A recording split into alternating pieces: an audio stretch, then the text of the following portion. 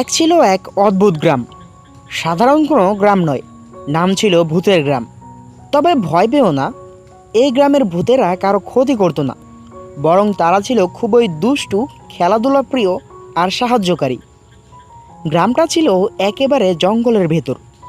দিন হলে গ্রামটা একেবারেই ফাঁকা হয়ে যেত। কেউ ভাবতো এখানে নিশ্চয় মানুষ নেই, কিন্তু রাত নামলেই শুরু হতো ভূতেদের হাসি খেলা। বাজারের মধ্যে আলো ঝলমল, কেউ আবার ডুগডুগি বাজাতো, কেউ আবার ঢোল পিটিয়ে নাচ শুরু করতো। ভূতেদের রাজা ছিলেন এক বিশাল দেহী ভূত, ভূতেশ্বর দাদু। যদিও দেখতে লম্বা আর ভয়ঙ্কর, কিন্তু অন্তরে ছিলেন একেবারে দয়ালু। তিনি সব ছোট ভূতেদের শাসন করতেন, যেন তারা মানুষের ক্ষতি না করে, বরং লুকিয়ে লুকিয়ে সাহায্য করে। একদিন হঠাৎ গ্রামে এক অদ্ভুত ঘটনা ঘটল। ভূতেরা খেলাধুলা করছিল, হঠাৎ বাজার থেকে কান্নার শব্দ এলো। ছোট একটা ছেলে হারিয়ে সেখানে এসে গেছে। নাম তার রাহাত।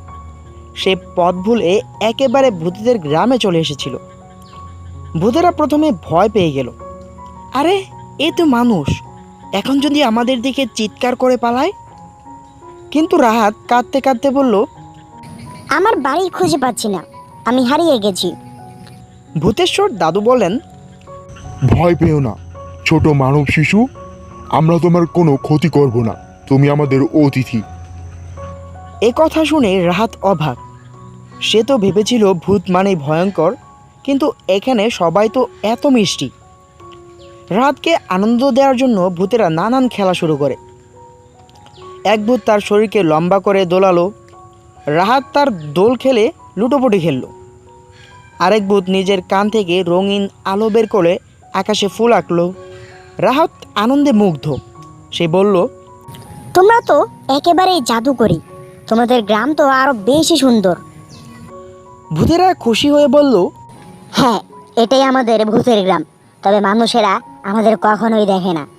তুমি প্রথম ভাগ্যবান অতিথি।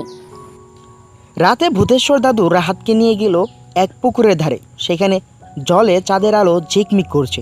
দাদু বললেন, শোন রাহাত, আমাদের গ্রামে এক গোপন রহস্য আছে।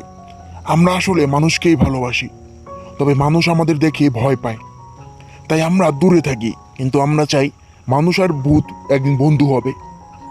রাহাত অবাক হয়ে বলল, আমি তোমাদের বন্ধু হতে চাই, আমি কাউকে ভয় পাবো না। এই কথা শুনে ভূতেশ্বর দাদু হেসে বললেন, তুমি সাহসী ছেলে। ঠিক তখনই সমস্যা দেখা দিল। পাশের গ্রামে থাকতো এক দুষ্টু ডাইনি, কালী ডাইনি। সে ভূতেদের পছন্দ করতো না, বরং চাইতো ভূতেদের গ্রাম ধ্বংস হয়ে যাক, কারণ সে চেয়েছিল সব জঙ্গল নিজের দখলে আনতে। ডাইনি খবর পেল যে ভূতেরা এক মানব শিশুকে আশ্রয় দিয়েছে। সে খারাপ পরিকল্পনা করলো। এই ছেলেকে বন্দি করে রাখলে ভূতেরা ভয় পাবে, আর আমি গ্রামটা দখল করতে পারবো। রাতে সে কালো ধোঁয়ার মেঘ নিয়ে হাজির হলো। আকাশ অন্ধকার করে চারপাশ কেঁপে উঠল। ছোট্ট ভূতেরা ভয় পেল। ডাইনি জোরে চিৎকার করে বলল, ছেলেটা কি আমাকে দাও, না হলে তোমাদের গ্রাম শেষ। ভূতেরা ভয় পেলেও রাহাত ভয় পেল না। সে বলল, তোমরা ভয় পেও না, আমি আছি। রাহাত মনে করলো তার মা সবসময় বলতো, ভালোবাসা আর সাহস থাকলে কোনো অন্ধকার টিকতে পারবে না। সে ভূতেদের বলল, তোমাদের আলো জ্বালাও, সবাই একসাথে চেষ্টা করো। ভূতেরা তাদের শরীর থেকে আলোর ঝলক বের করলো। কেউ লাল, কেউ নীল, কেউ সোনালি আলো ছাড়তে লাগলো। একসাথে সেই আলো আকাশে উজ্জ্বল করে দিল। ডাইনির কালো ধোয়া আলোয় মিলিয়ে গেল। কালী ডাইনি চিৎকার করে অদৃশ্য হয়ে গেল।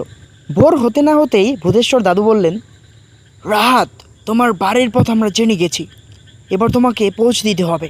তোমার মা নিশ্চয়ই চিন্তায় আছে। ভূতেরা রাহাতকে নিয়ে বাতাসে উড়ে চলে গেল। মুহূর্তেই সেই নিজের গ্রামে পৌঁছে গেল। রাহাত দৌড়ে গিয়ে মাকে জড়িয়ে ধরল। মা কান্না করতে করতে বলল, তুই কোথায় ছিলি?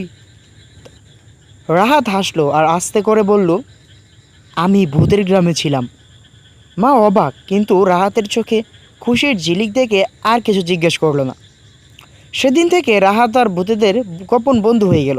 মাঝে মাঝে সে আকাশে জল জলে আলো দেখলে বুঝতে পারতো ভূতেরা তাকে ডাকছে। সে জানতো ভূতেরা আসলে খারাপ নয়, তারা শুধু বন্ধু চায়, আর একদিন হয়তো মানুষও বুঝবে ভূতের গ্রাম আসলে আনন্দ আর ভালোবাসার গ্রাম।